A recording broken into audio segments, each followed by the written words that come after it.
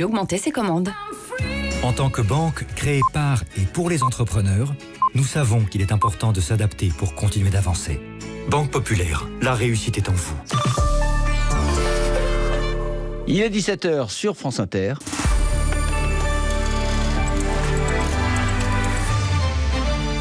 Les infos, Laetitia Gaillet. Les mots d'un côté, les consultations de l'autre. Un an après le discours d'Emmanuel Macron sur le début du confinement, l'exécutif semble nous préparer à de nouvelles décisions. Alors commençons par les mots. Pour la première fois, Jean Castex a nommé la situation épidémique que nous vivons en France. C'était à l'Assemblée nationale cet après-midi, lors des questions au gouvernement. On écoute le Premier ministre. L'épidémie, vous l'avez dit, joue les prolongations. Effectivement, comme vous le savez, mesdames et messieurs, nous sommes dans ce qui ressemble à une forme de troisième vague, caractérisée par des variants nombreux, qui, c'est en tout cas le cas du variant dit britannique, prend une place de plus en plus importante. Alors, quelle stratégie avez-vous demandé, Madame la Présidente, le gouvernement suit-il l'Assemblée nationale la connaît bien. Je mettrai évidemment, au moment où je m'exprime, la vaccination au premier rang de cette stratégie, car nous savons que c'est la vaccination massive, même si elle doit être d'abord ciblée, comme nous le faisons en direction des personnes les plus vulnérables à la maladie, qui nous permettra d'en sortir. Jean Castex a donc qualifié le moment, troisième vague. Emmanuel Macron, lui, enchaîne cet après-midi les rendez-vous. Premier à parler avec le chef de l'État, Frédéric Valletoux, de la Fédération hospitalière de France.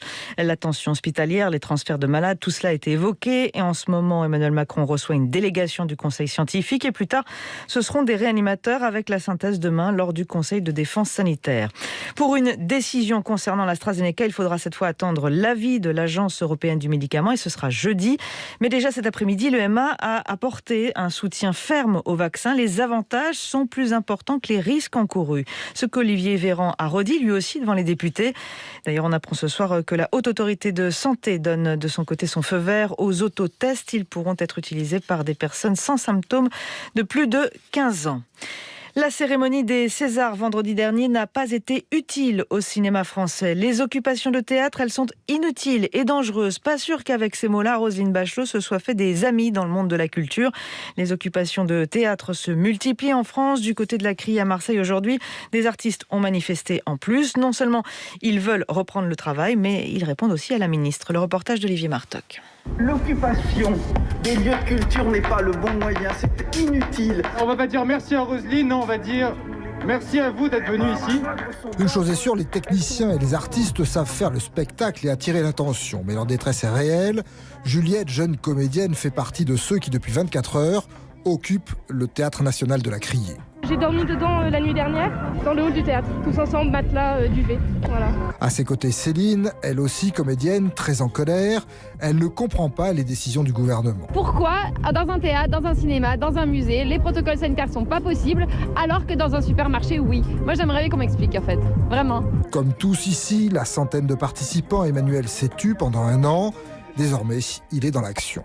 On a déjà peut-être 50 lieux occupés. Si on arrive à 100, à 150, à 200, et puis à se faire entendre, je pense que ça peut faire plier. On veut que ça change, quoi. Voilà. À Marseille, depuis vendredi, ce sont donc les deux scènes nationales qui sont occupées, la Criée sur le Vieux-Port et le Zef dans les quartiers nord. Marseille, Olivier Martoc, France Inter. Autre manifestation aujourd'hui, celle de la jeunesse. Plusieurs centaines d'étudiants ont défilé dans les rues de Paris, Bordeaux, Lyon ou encore Grenoble aujourd'hui à l'appel d'une dizaine d'organisations syndicales et politiques. Ils réclament, ces étudiants, un plan d'urgence pour lutter contre la précarité qui est encore plus prégnante en cette période de crise sanitaire. Sans surprise, Spike Lee présidera au mois de juillet le Festival de Cannes, la 74e édition. Ce sera la première personnalité noire à occuper cette fonction dans l'histoire du festival. Spike Lee devait en fait présider le festival l'an dernier, le jury en tout cas, mais la pandémie a empêché la tenue du festival comme l'on sait. La sélection du jury et sa composition seront connues début juin. Le parquet de Nanterre confirme en partie aujourd'hui les informations du Monde sur Patrick Poivre d'Arvor. Il affirme avoir reçu 2 autres témoignages de faits pouvant être qualifiés de viol. On ne sait pas encore s'ils sont prescrits. L'ancien présentateur vedette du journal de 20h de TF1 fait l'objet d'une enquête après le dépôt d'une plainte de l'écrivaine Florence Porcel. C'est la nouvelle l'actuel foot du jour. Zlatan Ibrahimovic va faire son retour en sélection nationale suédoise 5 ans après sa retraite internationale. L'ex-joueur du PSG et actuel de l'AC Milan revient donc pour qualifier son équipe au mondial de 2022. À 39 ans, la performance est de taille et lui est satisfait de son retour. Bref, Zlatan reste Zlatan. Jérôme Cadet. Le retour de Dieu, voilà comment Zlatan, fidèle à son immodestie légendaire, commande cet après-midi son comeback avec la Suède. Ces derniers mois, le natif de Malmö a multiplié les appels du pied. Le sélectionneur Jan Andersson a fini par le rappeler pour les prochains matchs de qualification au Mondial 2022. Objectif, redonner confiance à une équipe qui n'a remporté qu'un seul de ses 6 derniers matchs en Ligue des Nations.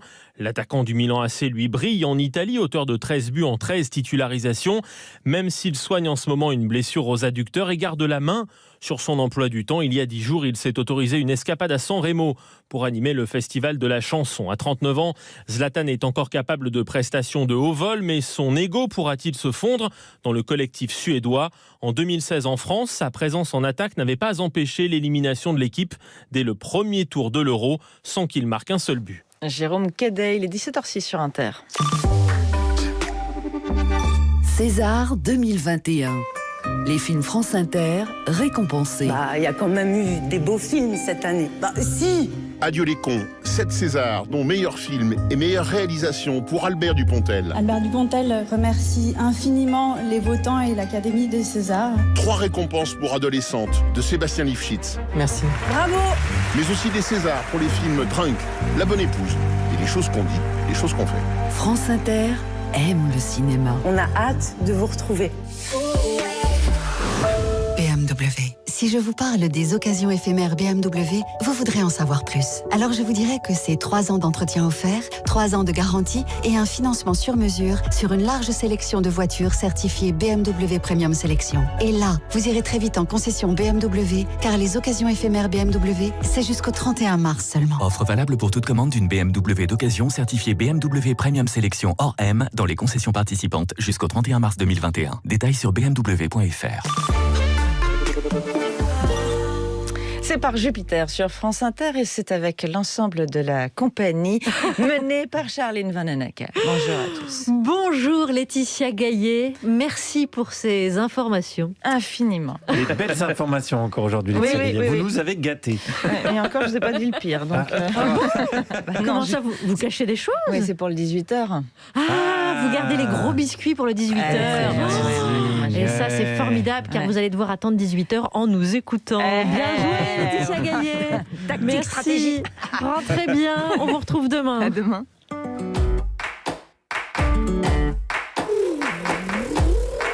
« 9h dans le bureau de Par Jupiter. » Les amis, alors là, désolé, mais l'invité nous lâche aujourd'hui. Ah bon, et pourquoi donc? Apparemment, il est en train de monter dans un avion. Dans un avion? Mais alors quelle idée en ce moment en plus. Ça, je te le fais pas dire. Et d'habitude, les invités, ils nous lâchent pour de bonnes raisons. Ah ouais, c'est vrai, il pourrait au moins avoir le Covid. Voilà, enfin, en attendant que l'autre revienne d'Acapulco, là, qu'est-ce qu'on fait? On a un plan B? Ouais, on a un YouTuber là qui nous l'air pas mal. Appelle-le. Ouais, mais tu sais, ces gens-là, ils sont plus sur Insta que sur leur SMS. Les YouTubeurs, c'est les nouvelles coqueluches, c'est les vrais rosters. Voilà. Attendez, parce qu'il me répond là.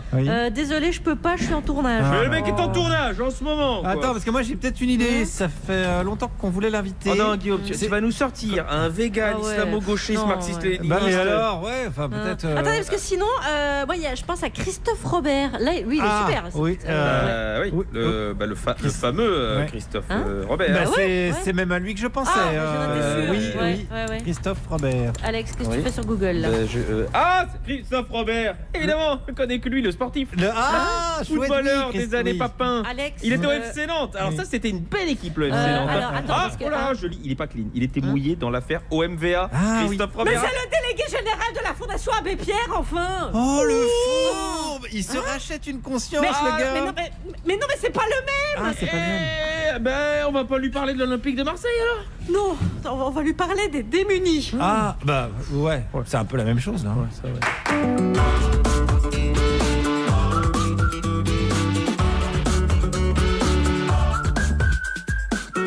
Bonjour la France Inter et bienvenue au laboratoire d'études et d'analyse de la blague, dont voici la devise: Ils ont un variant breton, vive la Bretagne! Ils ont un variant breton, vive les Bretons!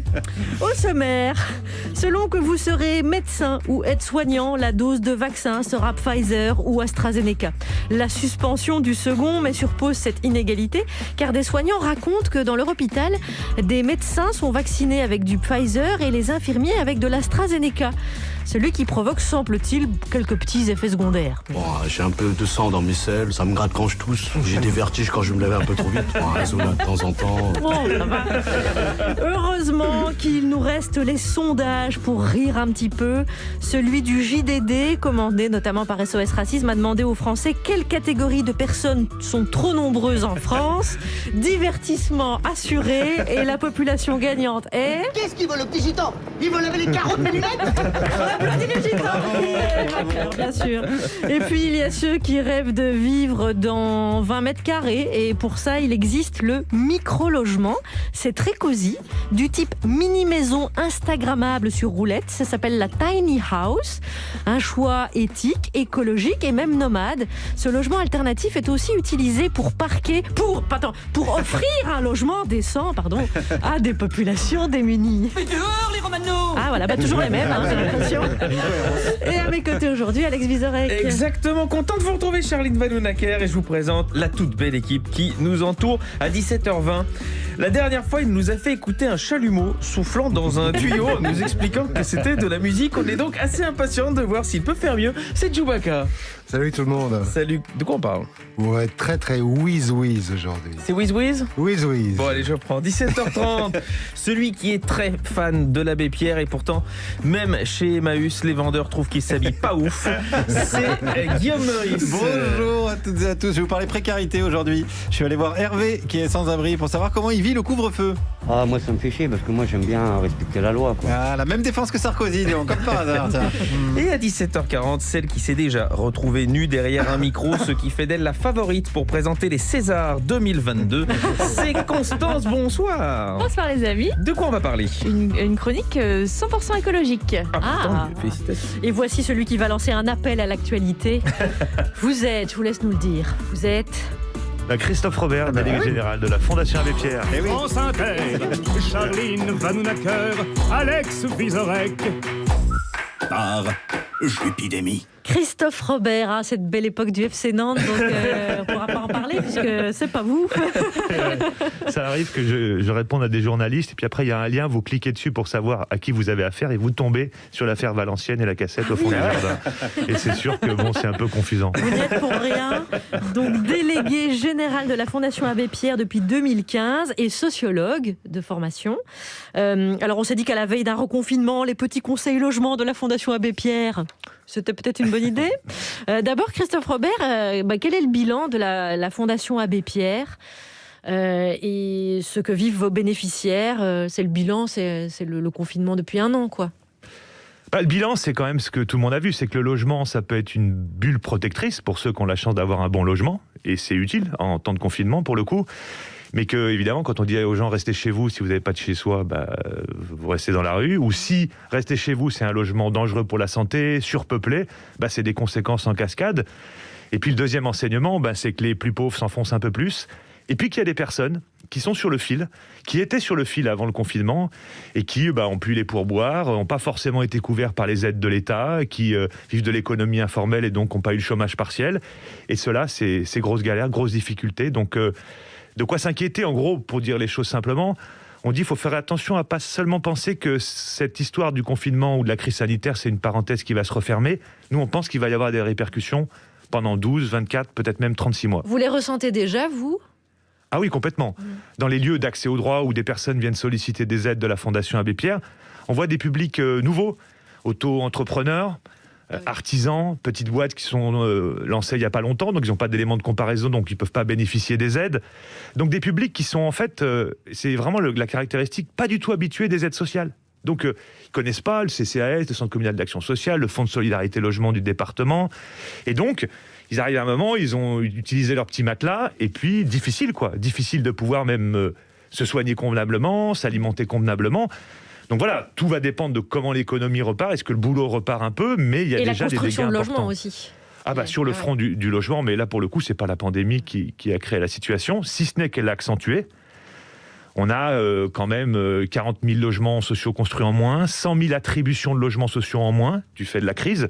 C'est autant de solutions qu'on ne propose pas aux personnes sans domicile, aux personnes qui décohabitent de chez leurs parents, aux jeunes qui veulent prendre leur autonomie, à ceux qui sont victimes de violences conjugales ou autres. Donc ça aura aussi des effets durables. Et le secrétariat d'État à la lutte contre la pauvreté qui a été supprimé, n'est-ce pas ? Oui. Écoutez, un pognon de dingue si mes informations sont bonnes. Et je vais faire un petit test. Qui est en charge de la lutte contre la pauvreté ? Donc au gouvernement, c'est Olivier Véran. Et ça, c'est une super idée parce qu'il n'a pas trop de trucs à faire en ce moment. C'est pour ça. Est-ce que ça se ressent aussi au niveau politique comme interlocuteur ? Vous ne devez pas le voir des masses, non ? Ouais, non. Oui, ça se ressent. À la télé, oui. Non, ça se ressentait déjà avant, en fait. Et donc, on avait, les associations de lutte contre l'exclusion, demandé qu'il y ait un interlocuteur qui puisse bosser sur le sujet à plein temps, quoi. Et donc, Madame Dubos avait été nommée secrétaire d'État, donc sous Madame Buzyn à l'époque. Et en fait, elle est partie et elle n'a pas été reconduite. Et donc, il y a des dossiers, par exemple, très compliqués. Vous savez, il y a l'idée du gouvernement, c'était sa principale réforme structurelle pendant le quinquennat, c'était la mise en place d'un revenu universel d'activité qui devait simplifier l'attribution des aides, l'automatisation des aides sociales, et puis une fusion du RSA, d'un certain nombre de prestations. Et ce projet, pour l'instant, il est au ralenti. On a tous bossé pendant 1 an et demi comme des fous pour pouvoir alimenter, trouver des bonnes solutions, parce que derrière, il y a du monde qui attend des solutions. Et pour l'instant, il est plutôt en suspens. Plus la diminution des APL et tout ça, on pourrait... Ah oui. On pourrait en parler longtemps. Mais vous avez 2 heures. Il y a une œuvre. Ouais. Non, autre question, on se dit que c'est finalement étonnamment calme dans les quartiers les plus populaires, où les logements sont petits, où on vit beaucoup plus nombreux. C'est tellement difficile à vivre que la patience de ces gens est tellement mise à rude épreuve. Est-ce que dans ces quartiers populaires, vous êtes en capacité de nous dire s'il y a des tensions qu'on ne voit pas Ouais, c'est pas calme. Ouais. Non, c'est pas calme, ça boue. Nous, on a dû, par exemple, dans les aides qu'on a apportées pendant la crise sanitaire, qui n'étaient pas forcément les aides qu'on attribuait d'habitude, on était plutôt sur le logement, mais là, il y avait une telle urgence, parce que vous savez, distribution alimentaire au ralenti, épicerie sociale fermée pendant le premier confinement. Et là, on a vu des gens qui avaient faim. Avec le premier indicateur, c'est que quand vous avez 3 gamins, avoir à la cantine 3 repas équilibrés par jour à 1 euro, 2 euros, ça faisait la différence. Et donc la fermeture pendant 2 mois des écoles, et donc des gens qui avaient faim dans les quartiers populaires. Pas seulement les quartiers populaires, mais aussi. Donc on a, avec des associations qu'on soutient, fait des distributions, et on continue à en faire parce qu'il y a encore des besoins. Et là, il y a une inquiétude majeure. C'est déjà des quartiers qui concentrent des phénomènes de pauvreté, de difficulté, de trouver sa place dans la société. Et là, c'est au ralenti, beaucoup d'inquiétudes sur la question psychique, des gens qui ont peur de l'avenir, de la peur du lendemain, beaucoup de tensions chez les jeunes, qui sont les premières victimes de cette crise pas possible. Il y avait déjà le contrat social qui était un peu rompu. Vous savez, on disait à des jeunes, fais des études, tu trouveras du boulot. Type, on bac plus 5 et ils se présentent sur le marché de l'emploi. Et puis, j'habite ici, j'habite là, donc je suis déjà stigmatisé. Tout ceci pose déjà le problème depuis très longtemps. La politique de la ville, rééquilibrer les moyens qu'on met dans ces quartiers populaires, parce que là, il y a des besoins sociaux très importants. Et là, la crise, évidemment, elle a balayé beaucoup. Aussi avec une partie d'économie informelle qui ne fonctionne plus. Et puis, des perspectives qui s'effondrent, en fait. Donc, pas de visibilité. On disait l'autre jour au Premier ministre qu'il faut faire très attention, parce que quand la crise sanitaire va partir, on va récupérer pas mal de gens à la petite cuillère. Pas seulement les quartiers populaires, mais sur la question psychique, sur la question de l'exclusion, sur la question financière, budgétaire, etc. Et c'est là où il va falloir mettre le paquet et pas inverser la logique en disant mais on a creusé le déficit. ils savent faire ça, le gouvernement. Vous me rassurez, c'est vraiment leur spécialité. C'est vraiment leur spécialité, on le voit depuis le début. Donc, me voilà rassuré. Oui, vraiment. Mais néanmoins, la Fondation Abbé Pierre a donc besoin de soutien. Fondation, dans le doute, fondationabbépierre.fr, dans le doute, vraiment.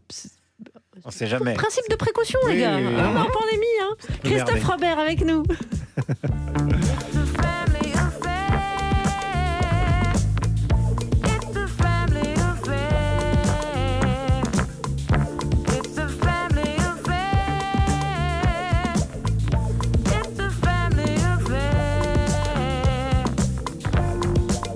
One child grows up to be somebody that just loves to learn, and Another child grows up to be somebody you just love to burn.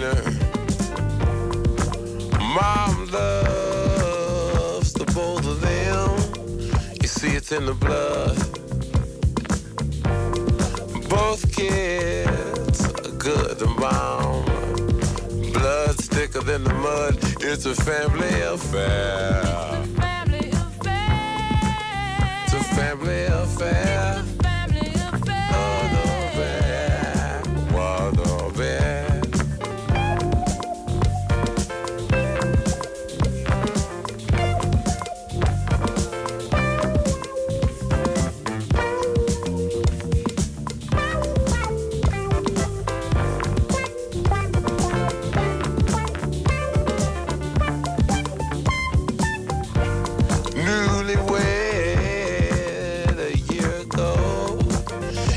Still checking each other out.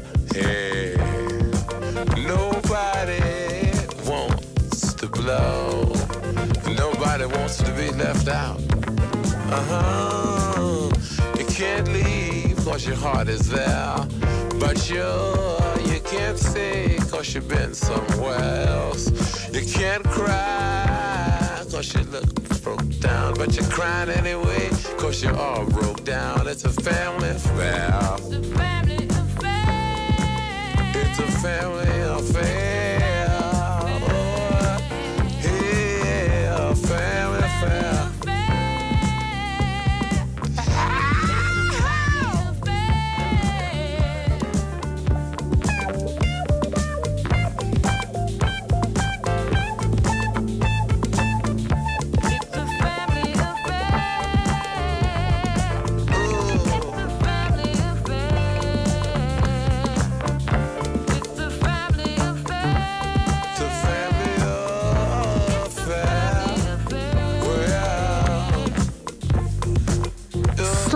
The Family Stone qui chante Family Affair, qui pourrait définir un petit peu l'esprit de cette émission.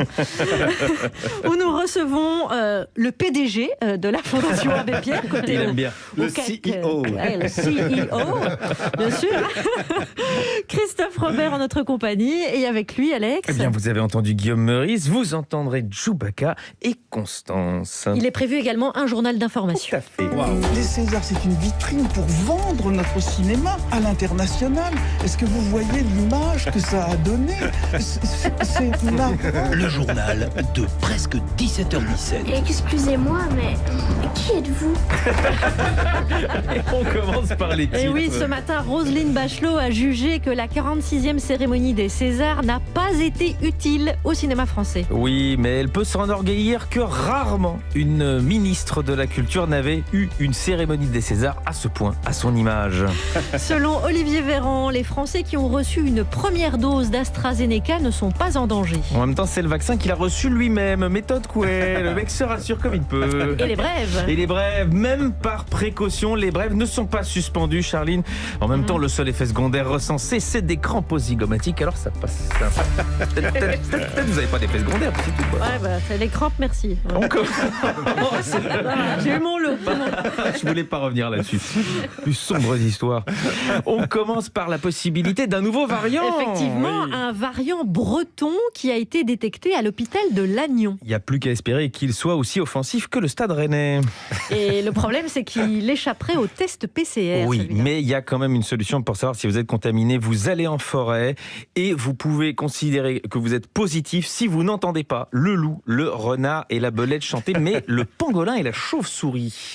International encore. Non, mais non, vous ne pouvez pas dire ça. C'était la Bretagne avant, c'est la France. Oui, bah ça allait le demander aux Bretons. Hein. Ok, ça, international. On enchaîne au Brésil. Jair Bolsonaro a changé de ministre de la Santé pour la 4e fois. Et oui, comme quoi les cons peuvent aussi changer d'avis. Innovation à présent, car la nouvelle carte d'identité au format carte de crédit avec puce intégrée est expérimentée dans l'Oise avant une généralisation en août. Moi, je trouve ça magnifique, Charline, de voir comme ça les Français entrer de plein pied dans la modernité. Ouais. Parce que c'est vrai qu'en Belgique, elle a été introduite en 2003. Voilà.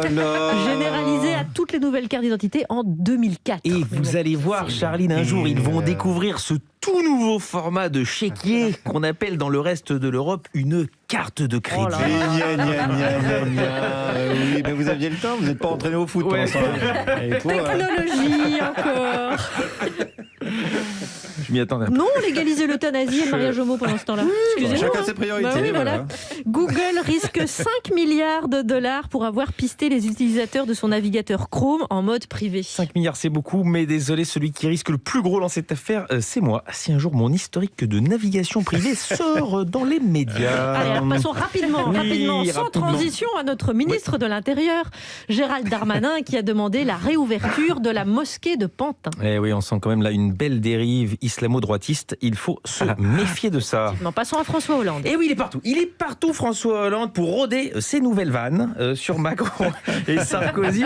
Après Twitch, la semaine dernière, il était hier soir dans l'équipe du soir. D'après vous, la main là, qui vous touche, c'est au parc, hein, 27 septembre 2017. 27 septembre 2017, Ouais, ça peut être Nicolas Sarkozy. Vous voyez, je reconnais même les mains derrière mon dos. Il revient dans son nouveau spectacle. Est-ce qu'il vous pousse et est-ce qu'il vous retient? Il me gratte, je pense. Dans Un comique normal. En 2017, qu'est-ce qui vous a le plus touché, la victoire d'Emmanuel Macron ou la remontada? La remontada, j'étais encore président. Et on me donnait les résultats au fur et à mesure, et j'arrivais pas à y croire. Pas davantage en Macron. Donc vous voyez... François Hollande en tournée près de chez vous jusqu'en mai 2022. Les comebacks en politique, vous y croyez ou pas? Et ça peut arriver. Ce qui est exceptionnel peut se produire. Et ce qui est normal aussi d'ailleurs.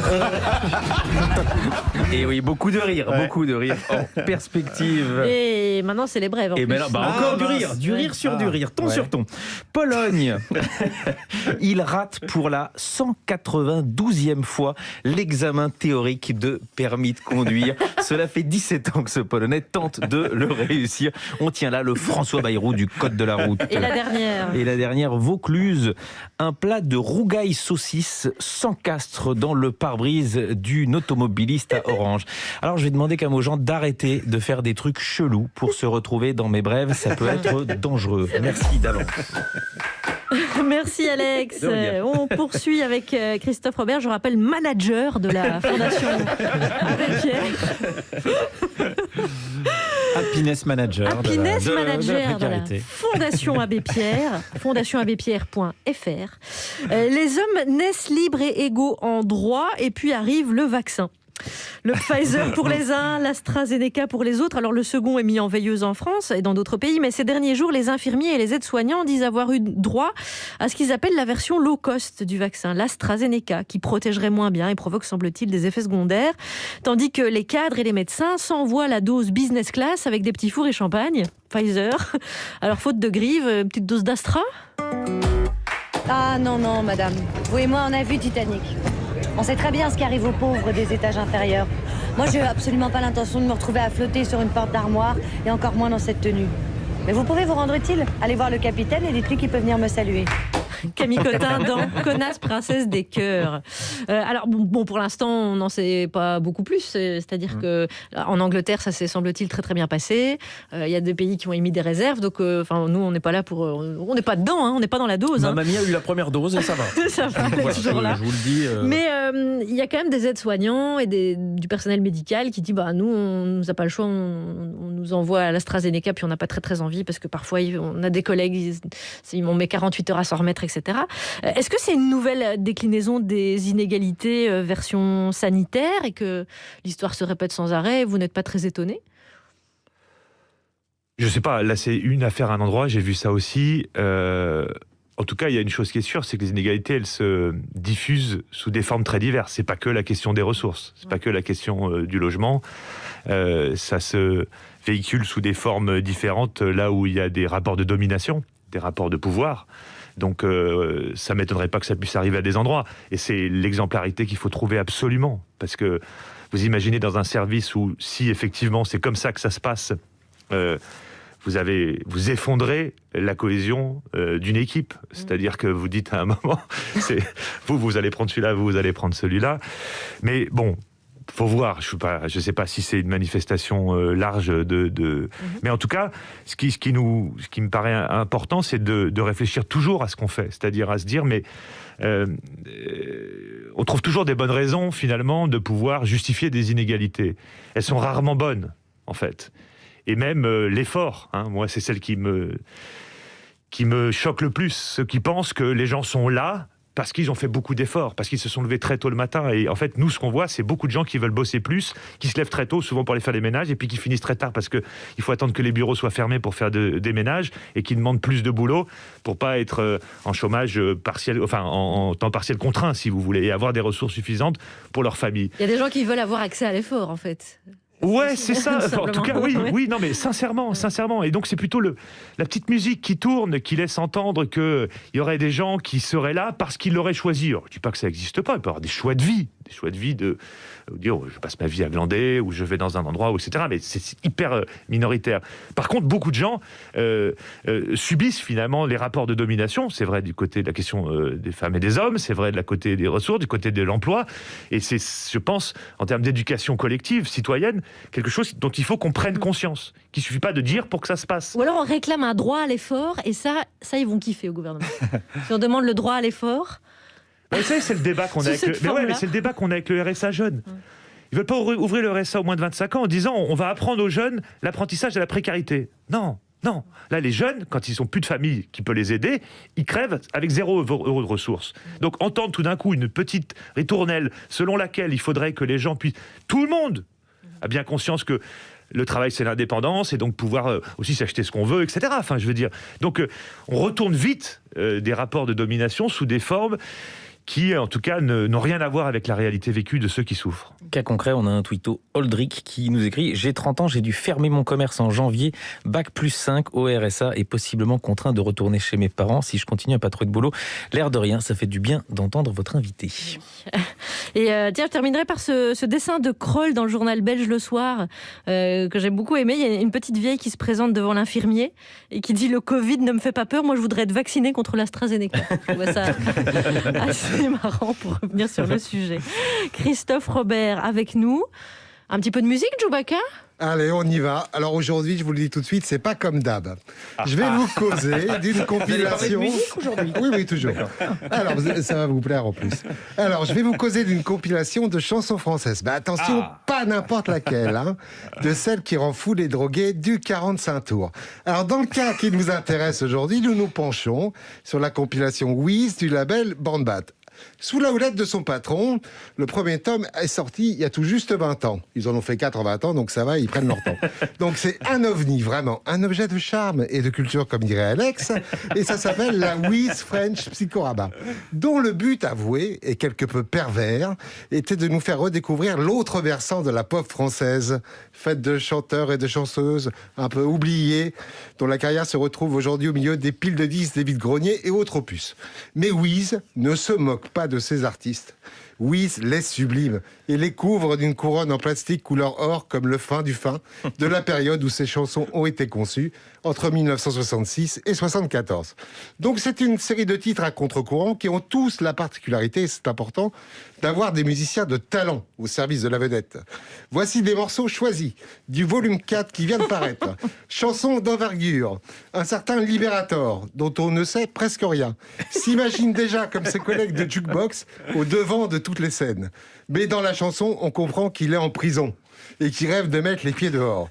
Il veut être une vedette internationale.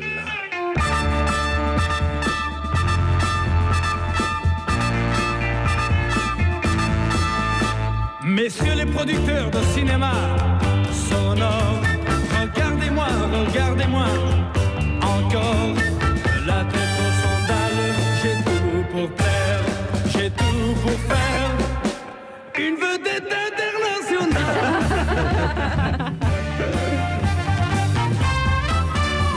Messieurs les producteurs de la télé, à vision. Donc de la tête aux sandales, cet homme a tout pour plaire. Mais il n'est pas le seul, parce que le voici suivi de près par Alain Cerco, qui n'a enregistré qu'un seul 45 tours, mais qui nous laisse un témoignage sur son Kiki. Une chanson dont on peut imaginer qu'elle fut un temps censurée. C'est parti pour Kiki.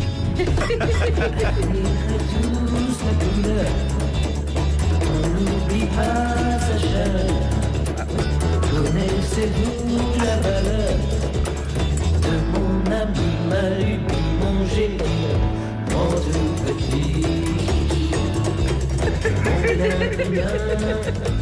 Ça n'a pas marché, ça? Non, malheureusement. Et là, vous vous dites, mais combien vous vous dites, Alex, mais combien de découvertes Wiz Joe va-t-il nous proposer? Mais combien combien? Eh ben là, je me propulse sur la francophonie pour aller en Belgique. Et si ça ressemble à une brève de Vizorek, c'est sans doute parce que Alain Ricard vient de Charleroi. Et on pourrait dire que là, je vais mentir. Eh bien non. C'est chez moi. Oui, Monsieur Ricard, vous le savez, fut un enfant heureux. Parce qu'un jour, son père, qui vendait des singes, échange un whisky contre un petit accordéon qu'il a récupéré dans les ruines de Berlin. Alors il l'offre à son fils et ça va changer sa vie. Mais lui, il a envie d'avoir une vie normale. Donc il vend des pierres porte-bonheur. Déjà, c'est pas mal. Et là, il trouve quand même des gens avec qui parler avec la RTBF. Ouais, la radio-télévision belge. Qui l'engage pour un truc incroyable. Les aventures de Capitaine Long, c'est un feuilleton musical dominical dans lequel il interprète un marin solitaire mais chanteur. Donc cargo chargé de camembert, vous faites des trucs en Belgique, coule aux abords d'une île déserte. Le voici dans sa chanson I Like Sex qui vaut son pesant de cacahuètes.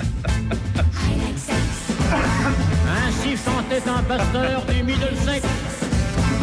Mais il fut congédié par son chef de clergé, car ce qui fait plaisir ne pouvait pas se dire.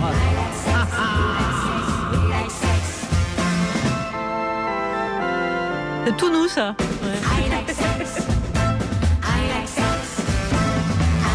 Bientôt, cette chanson fut mise à l'index. Donc ne pensez pas, en fait, que seule la jante masculine a le droit de figurer sur les compiles Wiz.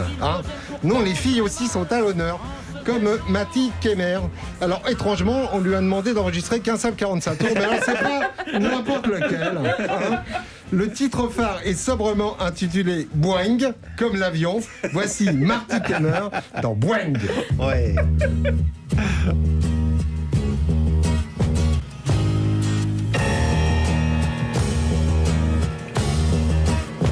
Hey, reviens s'il te plaît pas, ne regarde pas, ce n'est pas pour toi. Hey, boing, il est interdit de vivre sa vie comme on a envie. Boing, défense de rêver, car pour s'amuser, il faut travailler. Boing, et comme tout le monde entre dans la ronde pour que tout se fonde.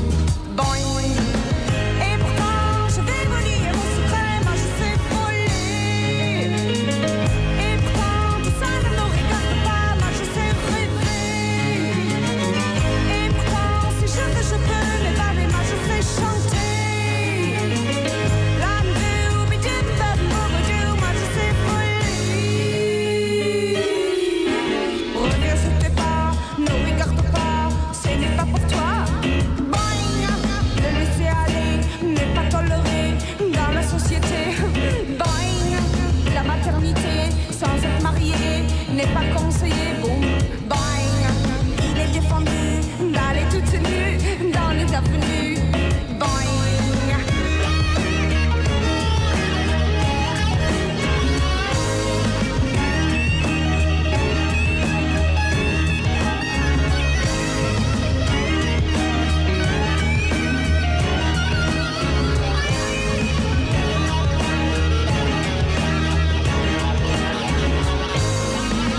Et pourtant je vais vous dire mon secret, moi je sais voler. Et pourtant tout ça ne me regarde pas, moi je sais rêver. Et pourtant si je veux je peux m'évader, moi je sais chanter. Bambi, je doute pas, moi je sais voler. Reviens s'il te plaît pas, ne regarde pas, ce n'est pas pour toi. Boing, la polygamie, ce n'est pas joli, ce n'est pas permis.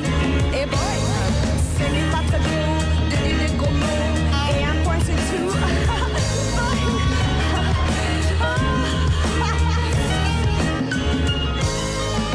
Donc, si vous avez bien compris, une compilation de chansons qui s'appelle Wiz, tome 4, et dont les musiques ont été sélectionnées par génial. monsieur, quand même, JB Bornbad et Barnabé Mons, et c'est vachement bien.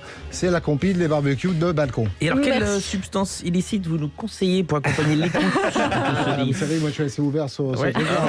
C'était canon, merci beaucoup, merci Chewbacca. Vous allez pouvoir échanger votre place avec Constance, Et on va car faire pour ça. des raisons sanitaires, Constance était un petit peu plus loin dans un fauteuil. Pour rejoindre avec nous Christophe Robert, un grand chef d'entreprise, l'Abbé Pierre Foundation Company, bien sûr. Christophe Robert. La fondation-ab-pierre.fr, ils ont besoin de vous. Et puis, écoutez, Christophe Robert, je pense que Guillaume Meurice a préparé votre venue. Oui, je voulais profiter de la présence ici de monsieur Christophe Robert de la Fondation Abbé Pierre pour parler d'assistanat. Parce que ça a bien 5 minutes les conneries, et gna gna gna, on n'a pas de travail, gna gna, pas de logement. Le problème, c'est l'islam, et vous le savez très très bien, monsieur Robert. Depuis que mon nouvel ami, c'est Pascal Pro, j'y vois plus clair dans le monde. Franchement, c'est chouette. Bon, alors il y a des problèmes, évidemment, mais il y a des solutions. Pour le logement, franchement, si vous cherchez, vous allez du côté de Tourcoing, vous mettez une mini-jupe, du rouge à lèvres, voilà, vous passez place Beauvau, il y a Century 69 qui vous attend. Pour le travail, vous traversez la rue, vous y vivez dans la rue, donc voilà. Parfois, vous acceptez un boulot qui vous plaît pas, c'est comme ça. Vous croyez que ça nous plaît à nous d'écouter les chroniques de Chewbacca qui raconte l'histoire d'un mec qui joue de la flûte avec des gambas décortiquées. Franchement, non, moi, ça m'énerve tellement que je suis allé à la rencontre d'un sans-abri que vous connaissez peut-être. Il s'appelle Hervé, il est assez actif sur Twitter sous le pseudo de Croise-Pattes. Je l'avais appelé pendant le confinement qu'il ne respectait pas déjà. Ça m'avait bien agacé, bravo Hervé. Alors, est-ce qu'il a changé? Couvre-feu, on s'en fout. Confiné, on s'en fout. Enfin, c'est pas qu'on s'en fout, c'est qu'on n'a pas le choix. On le vit. Moi, je suis plutôt triste pour ceux qui ont des clés, quoi. Parce que je les vois à 17h30, qui font leur course en vitesse. Ils ont la goutte de sueur en disant putain, j'ai pas mes poireaux, j'ai pas. Moi, j'aime bien les regarder, ça me fait marrer des fois. C'est drôle. Il nous nargue, hein, vraiment. Il se fout de notre gueule alors que nous, on doit rentrer dans nos apparts, on galère, on doit rentrer dans nos tours d'ivoire, là. Parce que, oui, il faut savoir, à Radio France, on vit dans des tours d'ivoire. Ça, oui, je l'ai lu sur Twitter. C'est Marc à 582 qui disait ça à Saucisson du 31. Voilà, ça, bon. Mais ça, c'est nos soucis à nous, c'est notre popote. Alors, comment il fait Hervé quand tout le monde est rentré? À partir de 18h, je peux plus faire la manche, quoi. Et voilà, je peux plus bosser. Est-ce que vous avez commencé à rembourser la dette un peu de votre côté? Moi, j'essaie de consommer au quotidien. Donc, voilà. Des produits essentiels? Ouais. Le tabac, la bière, de temps en temps, un petit repas chaud. La vie de château, j'ai l'impression. Club, bière, repas chaud. Alors que les millions d'actionnaires du CAC 40, là, ils vivent dans la peur de la crise économique. C'est facile, je trouve, de faire le malin quand on n'a rien à perdre. C'est comme si Philippe Croison, il se foutait de la gueule de ceux qui ont des verrues plantaires. C'est pas sympa. Je trouve ça pas sympa. Est-ce qu'au moins Hervé, il fait la manche en respectant les gestes barrières? Quand il y a personne à l'horizon, je mets pas mon masque. Mais dès que des gens s'approchent, je le mets, oui, bien sûr. Comme ça, on voit pas que j'ai plus de dents. Les gens me disent, ouais, t'as un joli regard. Si tu veux aller mon sourire, tu te barres en courant. Oui, c'est vrai que le masque a pas mal aidé à ce niveau-là, même pour les gens qui puent de la gueule. Hein. C'est vrai, Michel Houellebecq, je suis sûr qu'il y a plus de gens qui discutent avec lui, par exemple. Ça doit l'étonner vachement, mais il y a des bons côtés. Et puisqu'on parle de ça, parlons aussi des gens qui puent à l'intérieur de leur tête. Comment s'appelle la ministre du Logement? Ah ouais, la bonne question. Ah, c'est une bonne question, ça. Il y a une ministre du Logement. Oui, il y en a une. Merde, c'est pas Borne? Non. Ah zut, oui, ça me revient. Merde. Elle est hyper charismatique. Ouais, hyper charismatique, ouais. Tellement charismatique qu'on sait même pas comment elle s'appelle. Voilà. Il ne sait même pas qu'elle est la ministre du Logement, alors que tout le monde sait que c'est oui. Si, quelle autre là qui est. Oui. La nulle là. Non, ça c'est Pompili. Non, enfin bref, bon, c'est pas. Arrêtez de nous embrouiller. Hein. De toute façon, le plus important c'est Macron. Macron, il avait dit plus personne dormirait dans la rue fin 2017. Qu'est-ce qu'il pense de ça, Hervé? Déjà dire plus personne ne dorme dans la rue. On fait pas que dormir, on y vit. Ouais. Donc dormir c'est une partie de ta vie. C'est pas. Et on dort pas beaucoup, hein, crois-moi. Hein. Tu te couches à minuit, tu te lèves à 4 heures. C'est pas très reposant. Donc finalement, vous essayez de respecter un peu la phrase de Macron, vous ne dormez pas. Oui, on essaye de ne pas dormir. Voilà, bon, au moins, ça, je dirais, ça, c'est positif. Ça, c'est bien, ça, c'est un pas vers l'autre. C'est comme ça aussi qu'on fait société, hein, comme on dit chez les connards. Chez les philosophes de salon, pardon, je ne sais pas tous les termes techniques non plus.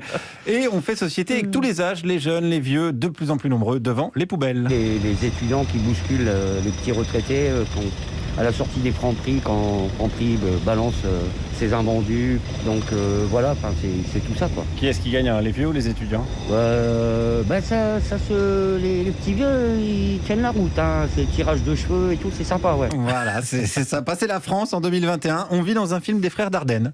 Voilà. Alors il y a des aides qui existent évidemment pour lutter contre la misère des seniors. Il y a évidemment la fondation Alex Vizorek, mais qui concerne que la misère sexuelle. Donc voilà, c'est tout de suite un petit peu plus limité. Il y a la fondation Abbé Pierre à qui je vais refiler le cachet de cette chronique. Il y a le coup de main que vous pouvez donner directement à Hervé qui cherche du boulot. Donc n'hésitez pas à le contacter sur Twitter. Et n'oubliez pas non plus que tous les petits gestes comptent. Un sourire, une petite pièce, un bout de pain, ou plus simplement abattre le capitalisme financier à coups de pelle et le regarder crever dans le caniveau comme une belle ironie de la vie. Merci Guillaume Meurice et merci pour ce don à la Fondation Abbé Pierre. Et merci Hervé. FondationAbbéPierre.fr et merci beaucoup à Hervé que vous pouvez suivre sur Twitter. Ça lui fait chaud au cœur d'avoir des abonnés, d'échanger et de voilà. Il s'appelle Croise-Pattes sur Twitter. Merci Guillaume. Christophe Robert avec nous. On aborde cet autre sujet. On va parler aux sociologues là que vous êtes. Apparemment, les Français seraient encore un petit peu racistes. Comme on n'en était pas sûr. Comme on n'en était pas sûr, un sondage de l'IFOP a demandé à son panel quelle catégorie de personnes est trop nombreuse en France. Suspense. On attendait les finalistes. Les musulmans de musulmanie ou les Roms avec les gitans, les manouches, les bohémiens, les tziganes qui viennent de Tziganie, comme tout le monde le sait. On ne peut pas rire des mêmes choses partout. Hein. Et au sein de chaque pays, il y a des frontières qui ne sont pas les mêmes dans tous les pays. Par exemple, en France, les Roumains, c'est pas une frontière du tout. Hein. Non, en France, les Roumains, c'est très marrant. C'est très marrant. Hein. Des mecs sans bras, sans jambes, qui font la Manche en plein hiver avec des bébés, c'est super marrant. Hein. C'est vraiment n'importe quel humoriste, il arrive à placer dans son spectacle « Donnez-moi !» Il cartonne, le mec. Hein. Il cartonne. Non, c'est vrai. Ça, c'est la loi des derniers arrivés sur le territoire. Les derniers arrivés sur le territoire sont toujours plus cons, plus sales, plus bêtes et plus dégueux que les autres. En ce moment, c'est les Roumains. C'est eux qui s'en prennent plein la gueule. Blanche Gardin, qui est d'ailleurs engagée auprès de la Fondation Abbé Pierre, notamment pour les pics d'or, par exemple, qui récompensent toujours le mobilier le plus innovant pour empêcher les SDF de s'asseoir dessus, hein, c'est un peu ça. Hein. C'est complètement ça. C'est complètement ça. Alors vous, donc vous êtes sociologue, vous avez fait une thèse de sociologie sur les gens du voyage et vous avez publié Éternel étranger de l'intérieur, les groupes tziganes en France. Je voulais vous poser cette question parce que c'est le sujet d'actu qu'on a choisi. L'article du JDD commence comme ceci: les questions sont parfois dérangeantes, mais l'objectif est clair et utile. Donc est-ce que vraiment de demander aux gens qui est trop nombreux en France, est-ce que c'est clair et utile? Est-ce que ça peut apporter des choses? Je ne sais pas si ce sondage apporte des choses, mais il faut quand même regarder cette réalité en face. C'est-à-dire qu'on voit bien, et c'était un peu le sujet aussi des travaux que j'ai faits, c'est-à-dire vous avez par exemple des familles gitanes, on disait tout à l'heure, c'est souvent ceux qui prennent plus, qui sont françaises par exemple depuis 500 ans, quand on remonte l'histoire de ces familles, elles n'ont jamais bougé de France, et pour autant, du fait d'une diversité de modes de vie, par exemple la mobilité en caravane, qui correspond à un développement économique pour pouvoir avoir une zone d'achalandage plus grande, enfin bon bref, sont considérés comme des étrangers. Donc l'étranger, ou l'image qu'on se fait de celui qui est en fait le bouc émissaire, c'est exactement ce que dit Blanche Gardin. C'est-à-dire quand vous reprenez l'histoire de certains quartiers populaires, c'était les Italiens, les Espagnols, et après l'immigration maghrébine, et puis après effectivement les pays de l'Est, etc., etc. C'est comme si jamais il y avait besoin, toujours pour certaines populations, de trouver des boucs émissaires. Et donc, il faut vraiment que la société s'interroge en permanence. Ce sondage, il dit quand même des choses inquiétantes. Quand il dit que 40% des gens considèrent qu'il y a un problème, ou en tout cas témoignent de crispation forte vis-à-vis des populations dites d'origine maghrébine ou français musulmans, quand même. Donc, la responsabilité, elle est vraiment collective. Et je crois qu'il faut qu'on mesure aussi ce que ça signifie au quotidien. Pour la jeunesse, mais aussi, nous on a pu faire avec SOS Racisme par exemple des testings dans l'accès au logement. Donc c'est pas une blague, c'est pas une blague, c'est pas seulement un moment quelqu'un qui fait quelque chose, qui dit quelque chose sur vous de dur. Déjà ça c'est insupportable, mais ça veut dire que quand vous cherchez un boulot, quand vous cherchez un logement, etc., vous vous retrouvez avec moins de chances que d'autres. Coup de bol, les gitans ne cherchent pas de logement. Oui, faut aussi prendre les petits trucs positifs. Oui, non, mais... C'est pour récupérer les gens de RMC. C'est sa fonction dans l'émission. stratégie. Ok, fallait dire. Non, mais je crois Donc vraiment ça qu'il faut a le mérite de réimprimer. Oui, c'est ça. Parce qu'il ne faudrait pas laisser entendre que sous prétexte de laïcité ou de pacte républicain, il n'y ait pas ces réalités-là. Donc je pense que les rendre visibles est essentiel, mais surtout lutter contre est essentiel. Donc là, il y a un travail à faire en permanence. On sait que l'histoire est faite de va-et-vient.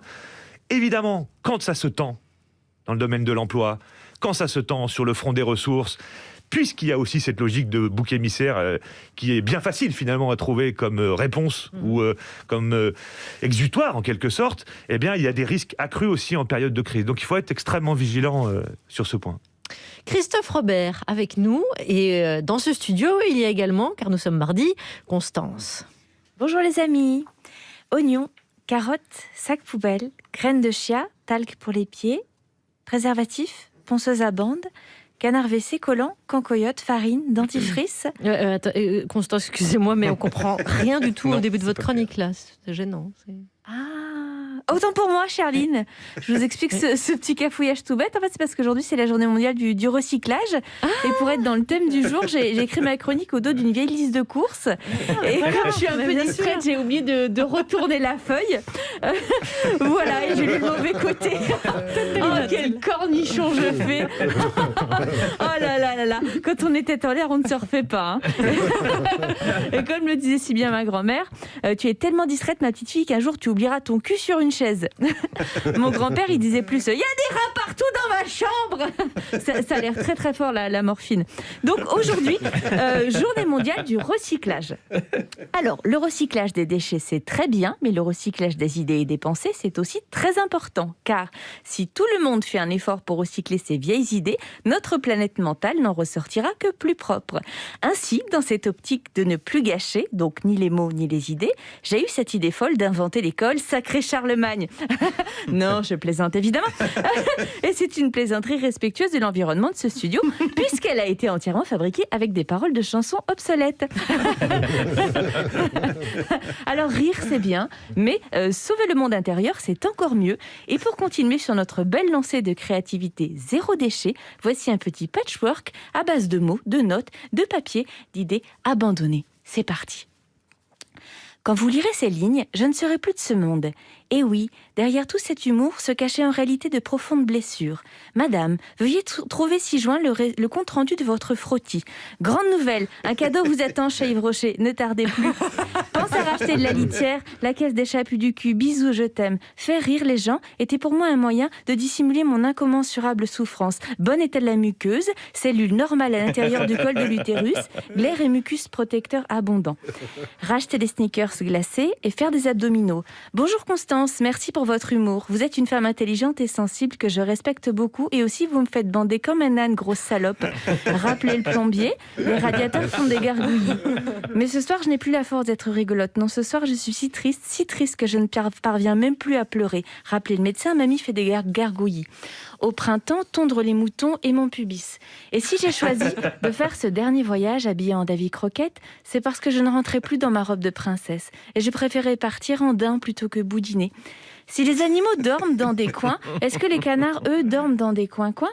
Bonjour Constance, je vous trouve trop marrante. Si tu passes en spectacle près de chez moi, tu pourrais carrément venir dormir à la maison. J'ai un canapé clic-clac dans ma maison sans fenêtre. Et ensemble, on pourrait passer une trop bonne nuit à lire des poèmes de Maurice Carême déguisé en nazi.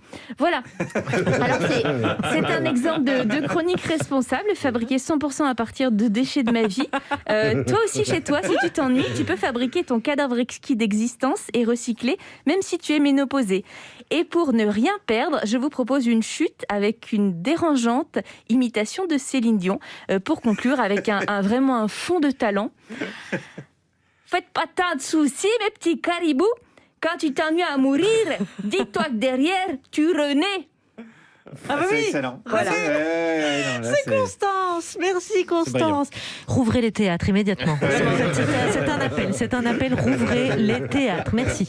Vous écoutez France Inter, Christophe Robert est avec nous, délégué général en chef des armées de la Fondation Abbé Pierre. Et on aborde ce dernier sujet, car dans une époque en quête de solutions alternatives, le micro-logement se développe avec la tiny house, une mini-maison d'une vingtaine de mètres carrés, rapide à chauffer, astucieuse, nomade, comme une cabane de luxe, tout équipée. Elle s'épanouit sur Instagram notamment et les magazines de déco. C'est moderne, c'est SO 2021. Monsieur, vous passez votre vie au bureau, vous croulez sous le travail et vous n'avez plus le temps de rentrer chez vous? Décompressez et utilisez la cabane de bureau. Nos kits de cabane de bureau conçus dans nos usines de Bombay sont équipés de lits de camp, télévision, kitchenette et se montent très facilement dans n'importe quel open space. Profitez d'un chez vous à tout moment de la journée et repartez travailler du bon pied.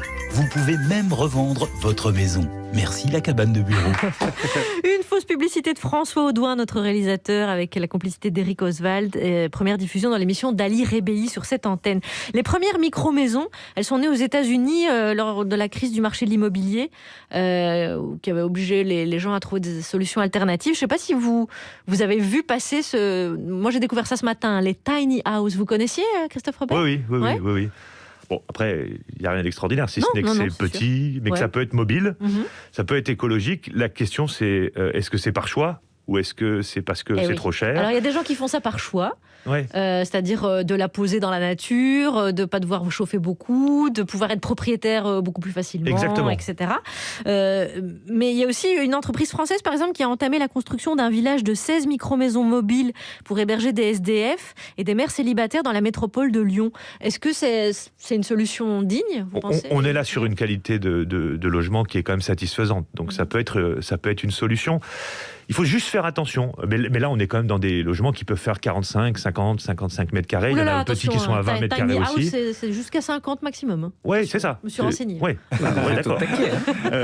Non, le seul, là où il faut faire attention, c'est que ça peut être un choix, ça peut être une solution à un moment du parcours de quelqu'un. Ce qu'il faut, c'est faire attention à ne pas descendre trop en exigence. La semaine dernière, on faisait condamner un marchand de sommeil. Et vous savez, quand j'ai déjà eu l'occasion d'aller au tribunal contre un marchand de sommeil, on vous explique que oui, mais quand même, les gens, ils étaient à la rue. C'est quand même mieux que de payer 900 € dans un logement dangereux. Et quand on s'est battu collectivement, la Fondation Abbé Pierre aussi, pour dire qu'en dessous de 9 mètres carrés, c'est pas un logement, ce qui est la loi aujourd'hui, il y a des gens qui nous disaient « Ah bah oui, mais c'est quand même mieux d'être dans 4 mètres carrés que d'être à la rue ». Et c'est pas comme ça qu'on fait évoluer le progrès, si vous voulez, ni la protection des plus fragiles à un moment, ou la question du droit au logement, la dignité finalement, la question de la dignité et de l'humanité. Donc quand c'est par choix, il n'y a pas de problème. Quand c'est subi, il faut faire un petit peu attention, mais là, on a plutôt des logements de qualité quand même. Christophe Robert, Alex Vizorek a un Juppie Proust. Des questions courtes, des réponses courtes de votre part. Vous qui êtes dans le logement, sur l'échelle de 0 à 10, vous vous sentez Stéphane Plaza à combien ? Pas beaucoup. 3,5.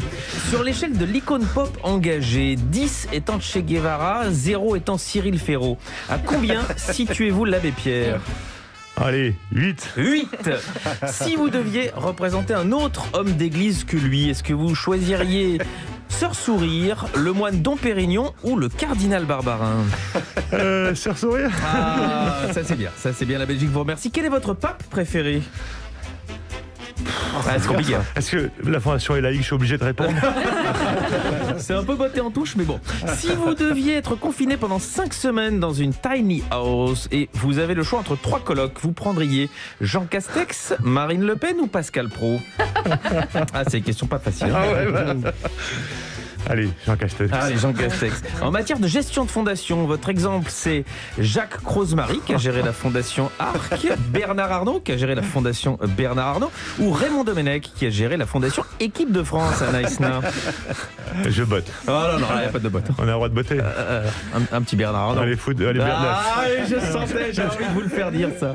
Allez, si on vous obligeait à changer d'icône pour la fondation d'accès au logement, vous feriez appel à la fondation Louis XIV, parce qu'il y avait de la place à Versailles, la fondation Maxime Le Forestier, parce qu'il a les clés de cette maison bleue, ou la fondation Gérald Darmanin, qui peut aussi aider au logement. Maxime. Ah oui, Maxime, vous m'avez sauvé la vie. Merci beaucoup Christophe Robert d'avoir passé cette heure avec nous. Merci à vous. Merci à votre engagement et votre conviction chevillée au corps. Là, vous mouillez la chemise. Hein. C'est sympa. C'est beau à voir. Hein. C'est sympa et merci à vous. Je voulais aussi dire que Guillaume a été aussi parrain pour les Pics d'Or quand on récompensait les pires dispositifs SDF. Et puis vous avez fait aussi un ouvrage cet été pour les jeunes, les petits cahiers de Manu. Au profit de la Fondation Abbé Pierre. Et ça c'est important parce que c'est vrai que la Fondation elle agit à 98% avec des dons, quoi, pas de subventions publiques. Et vous pouvez aller sur fondationabbépierre.fr les amis. Merci beaucoup. Je vous dis à demain pour un Parjupiclass. Le professeur principal, c'est-à-dire moi-même, étant de retour. Fini la récré. Est-ce que c'est bien clair? Voilà, c'est ça le jeu. MMA, interruption spéciale. Benoît, un agent MMA serait dans une entreprise, c'est grave ?